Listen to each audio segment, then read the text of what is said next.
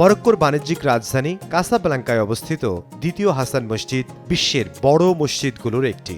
Atlantic মহাসাগরের তীর ঘেঁষে গড়ে ওঠা এই মসজিদ নান্দনিক স্থাপত্য শৈলী সুউচ্চ মিনারের কারণে বিখ্যাত। প্রায় শতভাগ মুসলমানের দেশ মরক্কোর সবচেয়ে বড় মসজিদ এবং প্রধানতম পর্যটন কেন্দ্র হিসেবেও বিবেচনা করা হয়।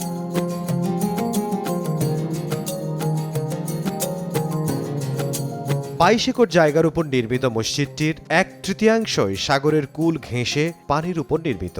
মনে হয় ঢেউয়ের বুকে যেন মসজিদটি দুলছে, আর মুসল্লিরা নামাজ পড়ছেন সেই পানির ওপর। নির্মাণ শৈলীতেও অনন্য এই মসজিদটির 3 ভাগের 1 ভাগই সাগরের উপর অবস্থিত।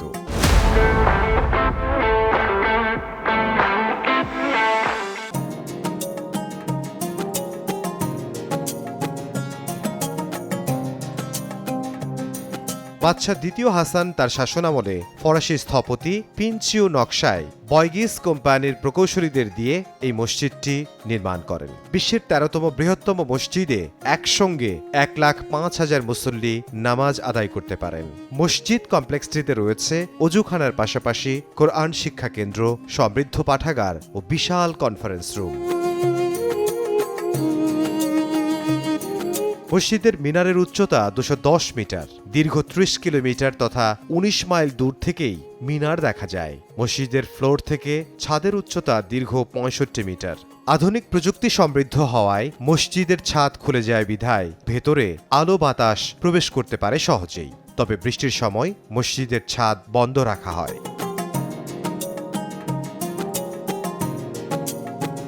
মরক্কোর রাজা দ্বিতীয় হাসান এ বিশাল মসজিদ নির্মাণের পরিকল্পনা করেন এবং নিজের নামেই মসজিদের নাম রাখেন। আটলান্টিক তীরের প্রাচীন শহর কাসাব্লাঙ্কাকেই তিনি এই স্থাপত্যের জন্য উপযুক্ত বিবেচনা করেন। ফরাসি স্থপতি মিশেল পিনশোর নকশায় 1986 সালে এটির নির্মাণ কাজ শুরু হয় এবং 1993 সালে মহানবী হযরত মুহাম্মদ সাল্লাল্লাহু আলাইহি ওয়াসাল্লামের জন্মের দিনে উদ্বোধন করা হয়।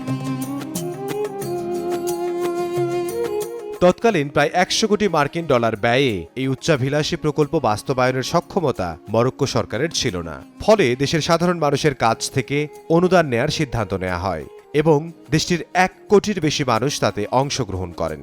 এছাড়া আরব বিশ্বের কয়েকটি দেশও সহযোগিতার হাত বাড়িয়ে দেয়।